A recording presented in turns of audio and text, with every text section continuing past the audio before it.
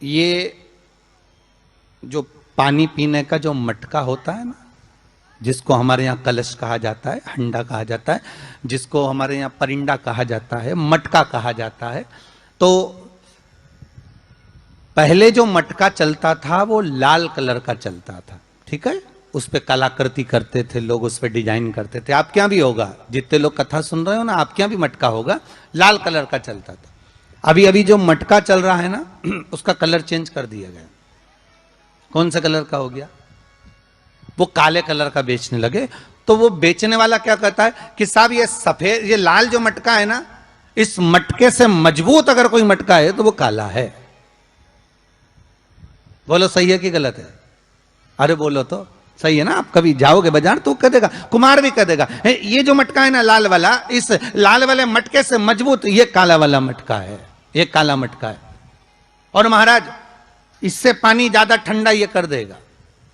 पर शिव महापुराण की कथा, लिंग पुराण की कथा कहती है, और अगर आपने बैसाख मास की कथा को श्रवण कराओ, बैसाख की एक कथा होती है, उसको अगर आपने श्रवण कराओ तो उसमें वर्णन आता है कि घर के अंदर जहां पर आप पानी पीते हो, जिस स्थान पर अन्नपूर्णा निवास करती है, जिस स्थान पर अन्नपूर्णा का वासा होता है, रसोई घर में जहां पर भोजन बनता है, उस स्थान पर काला मटका नहीं रखा जाता। काला हंडा, काला मटका उस स्थान पर नहीं रखते। पर आज फैशन के हिसाब से, अरे साहब वो ये मटका थोड़ा कम ठंडा पानी देगा तो ये मटका ज्यादा ठंडा पानी देगा, तो उसको काले मटके को रखते। पर हमारा शास्त्र कहता है काला मटका लोग रखते कहां थे?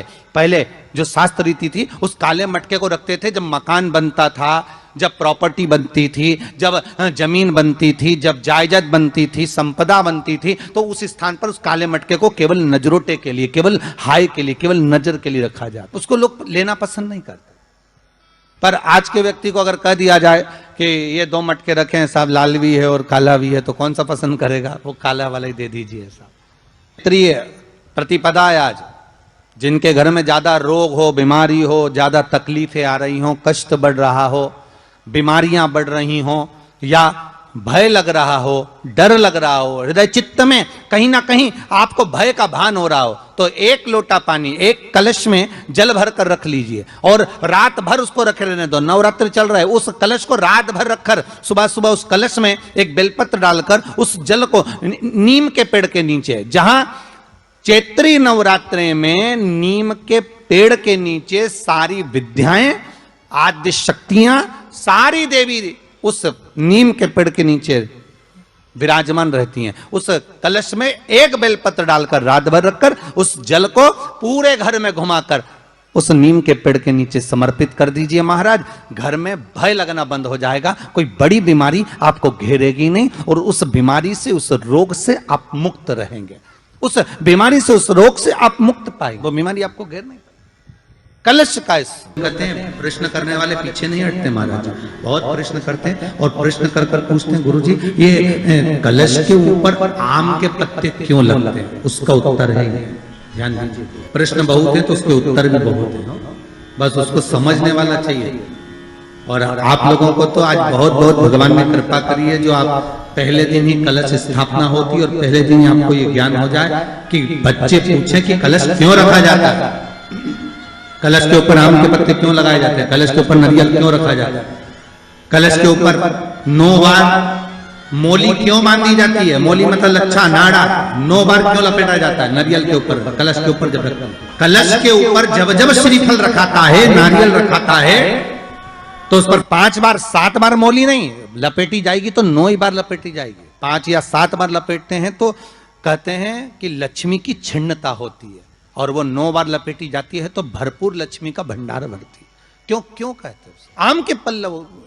तो मैं केवल आपसे इतना सा निवेदन करना चाहती हूँ, आपसे केवल इतना कहना चाहती हूँ कि प्रभु मेरे मन का संशय मिटा दीजिए, और जो आम का वृक्ष मेरे पति के साथ जलकर भस्म हुआ है उसकी विनती को आप स्वीकार कर लीजिए। आप उसके लिए भी कुछ कृपा कर, इसी को कृपा कहते हैं, इसी को करुणा कहते हैं, इसी को दया। भगवान बोले अब आप आई हो रति, ठीक है, मांगो क्या चाहिए, बस इतनी कृपा कर दीजिए कि आम के वृक्ष का भी उद्धार कर दो। शिव जी ने कहा हम वर प्रदान करते हैं। जहां शिव और शक्ति है, जहां 33 कोटि देवता इस कलश के अंदर विराजमान होंगे, उस जगह पर स्वयं कंठ पर जहां पर मेरा निवास होगा, उस जगह पर ये आम के पल्लव अमृत के तुल्य माने जाएंगे और इनका निवास हमारे ही हाथ में, हमारे ही हस्त कमल में विराजमान होगा। हमारे ही कितना सुंदर है महाराज जी। उस आम के पल्लव की महत्वता को जरा जानिएगा, बहुत बहुत ध्यान दीजिएगा। आम के पत्ते देखे आप लोगों ने? अरे बोलो जम के तो बोलो, देखें। उसका प्रयोग कभी आप लोगों ने करा? आम के पत्ते का कभी प्रयोग कर कर देखिएगा। अभी तो नवरात्रि चल रही है, नवरात्रे में जब 5वां दिन नवरात्रे का रहे, चैत्री नवरात्रे का 5वां दिन रहे, और मान लो कि आपके घर में किसी बच्चे की, लड़के की या लड़की का या मंगल विवाह नहीं हो रहा हो, या शादी नहीं हो रही हो, या उस लड़के लड़की के लिए बहुत प्रयास कर लिया आपने और उसकी शादी हो ही नहीं रही, अथक प्रयास आपने कर लिया और उसका मंगल विवाह नहीं हो रहा, तो ये देवी भागवत में स्पष्ट कहा गया, देवी भागवत में वर्णन किया गया है, देवी भागवत में वर्णित किया गया, और देवी भागवत में कहा गया कि आम का जो पत्ते होते हैं, आम का जो पत्ता होता है, आम का जो पल्लव होता है, उस आम के पत्ते पर हल्दी और सिंदूर, इन दोनों से स्वस्तिक का निर्माण किया जाए। देवी भागवत का संवाद है, बहुत ध्यान देना महाराज। जिन कन्याओं का विवाह ना हो पंचमी के दिन, नवरात्रे की कोई सी भी पंचमी, मतलब जो पंचमी तिथि पड़ेगी, कोई भी नवरात्र हो, चाहे वो 4 नवरात्रे में से, चाहे वो पौष का हो, अश्विन का हो, चैत्र का हो, आषाढ़ का हो, किसी भी नवरात्रि में आप कर सकते हैं। एक पान के पत्ते पर, एक ही पत्ते पर जो 2 स्वस्तिक बनेंगे, एक हल्दी का बनेगा, एक सिंदूर का बनेगा। बस अंतर इतना है, जो हल्दी का स्वस्तिक है उस पर कंकु के चावल, अर्थात रौली के चावल, रौली कुंकू के चावल रखना है, और जो सिंदूर का है उस पे हल्दी के चावल रखना। इतना रखकर, जिस लड़का लड़की का विवाह नहीं होता उसकी हथेली पर रखकर उसका नाम और गोत्र बोलकर महाराज उसको ले जाकर नीम के पेड़ के नीचे उसको रख दिया जाता है। मात्र 3.5 या 4 महीने ऐसे रहते हैं जिसके अंदर उस लड़का लड़की का विवाह पक्का हो जाता है। जिसका विवाह नहीं होता केवल उसी के लिए, जिसका मंगल विवाह ना हो रहा, आम के पल्लव में शिव का वर प्रदान है, आम के पल्लव में शंकर का आशीर्वाद, आम के पल्लव में शिव। भगवान भूत भावन भूतेश्वर मेरे शिव, मेरे करुणा सागर मेरे शंकर, मेरे त्रिकालदर्शी, मेरे कैलाशी, मेरे भोलेनाथ स्वतः कह रहे हैं, अरे रति तुम रोती क्यों है, तुम्हारे रोने का कारण क्या है? प्रभु मेरे पति के साथ ये आम का पेड़ भी जलकर भस्म हुआ। आम भागवत जी किस किसने सुनी है? हाथ उठाओ जरा, जिन जिन ने भागवत जी सुनी है। आप लोगों ने सुनी है भागवत? रखिए हाथ। अगर आप लोगों ने भागवत सुनी होगी तो उसमें वर्णन आता है, तक्षक नाग डसने के लिए जब जा रहा था, तब ब्राह्मण देवता जो जहर उतारना जानते थे, उनको लेकर राजा परीक्षित के पुत्रों ने अपने दूतों को भेजा था लाने के लिए कि एक ब्राह्मण ऐसे हैं कि वो तक्षक नाग का जहर उतार सकते हैं, वो तक्षक नाग के जहर को समाप्त कर सकते हैं, तो आप आओ। और वो तक्षक नाग का जहर उतारने वाले उस ब्राह्मण को लेकर जा रहे थे, तो सर्प ने विचार करा, तक्षक नाग ने कि बताओ ये तो गजब का काम कर रहा, अगर ये ब्राह्मण पहुंच गया तो ये ब्राह्मण तो सर्प का जहर उतार देगा। तो सांप तक्षक नाग को ये चिंता लग गई कि मेरे को ही डसना है और मेरे जहर ये उतार देगा, और डसने भी एक ही बार है और मरना चाहिए परीक्षित को श्राप लगा, अब करूं तो करूं क्या? तो सर्प ने विचार करा कि मैं एक रूप रख कर जाता हूं और इस ब्राह्मण की परीक्षा लेता। सर्प रूप रख कर गया। भागवत आप लोगों ने श्रवण करी होगी।